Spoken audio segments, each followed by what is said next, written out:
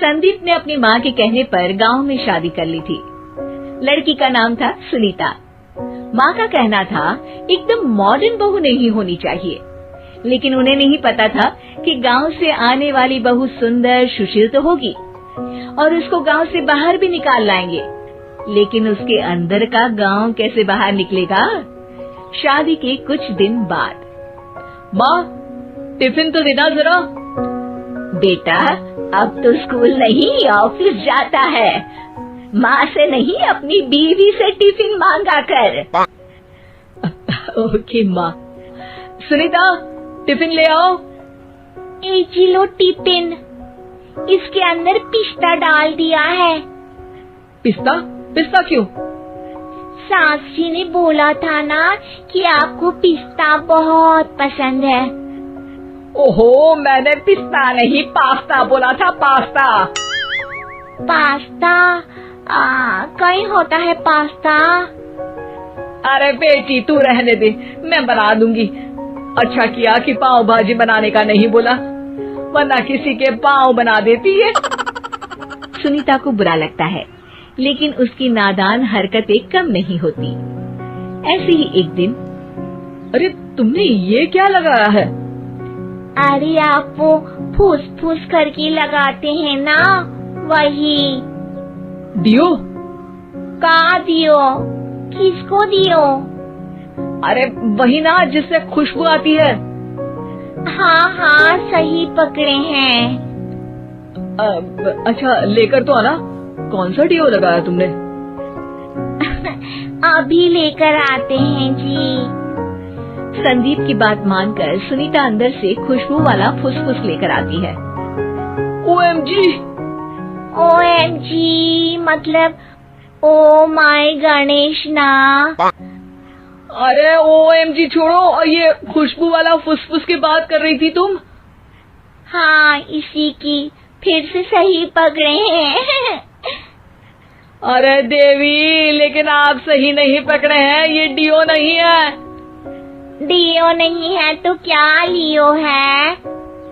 अरे ये room freshener है, जिसको कमरे में छिड़कते हैं, खुद पर नहीं। कोई बात नहीं, माँ कहती थी आत्मा किराएदार है, शरीर एक किराए का कर्म। हम शरीर पे ये डाल लिए तो क्या फर्क पड़ जाएगा। अरे बहू, ओ बहू, मेरे लिए फल तो ले आ, फिर मैं बाजार जाऊंगी। सुनीता अपनी सास के लिए फल लेकर आती है। अरे बेटा, पपीता, तरबूज और सेब फल ऐसे कैसे खा लूं? काट कर तो ले आ। माँ जी, मेरे गांव में तो खेत से उठा के सीधा खा लेते हैं। अरे ये तेरा गांव नहीं है ना। अरे संदीप, तू ही कुछ समझा देना इसको बेटा। मैं कैसे समझाऊं माँ, ये तो माइक्रोवेव को भी भट्टी बोलती है। कल मैंने बोला हाय कैसी हो, तो बोलती है किसी को हाय नहीं लगानी चाहिए।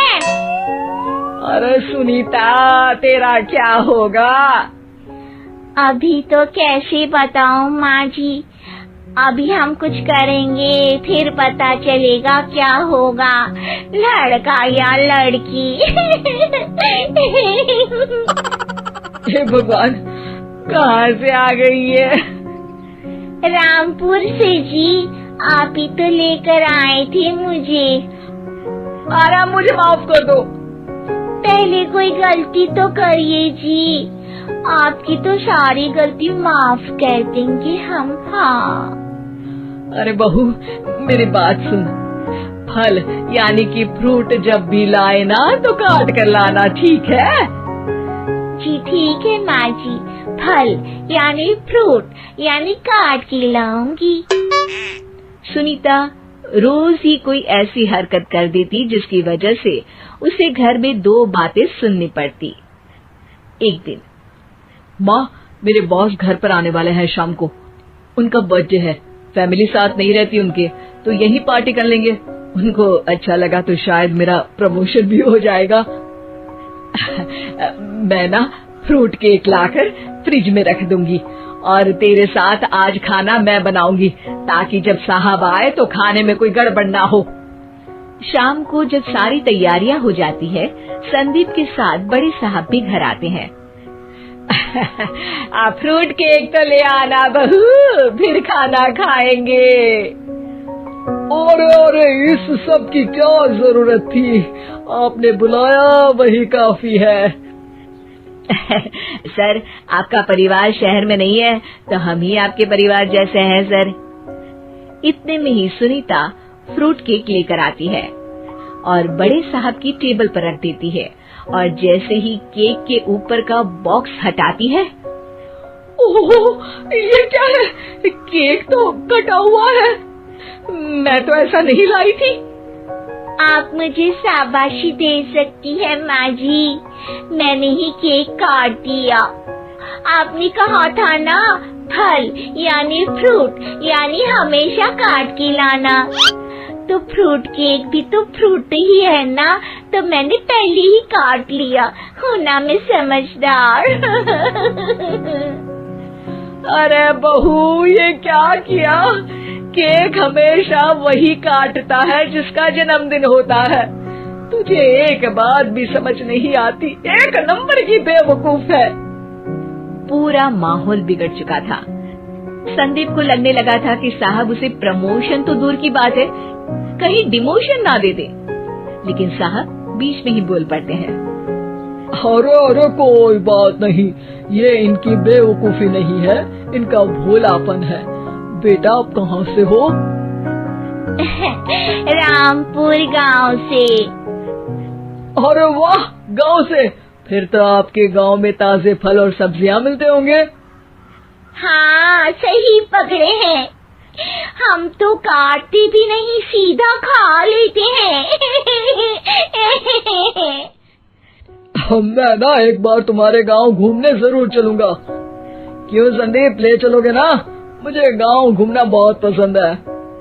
बस फिर क्या था, संदीप और सास दोनों खुश हो गए, क्योंकि साहब को सुनीता ने गांव की बात करके खुश कर दिया था। अब संदीप का प्रमोशन पक्का था। शिक्षा, कभी भी किसी भी गलती पर घबराना नहीं चाहिए। हो सकता है कि उस गलती की वजह से आगे बड़ा फायदा हो जाए।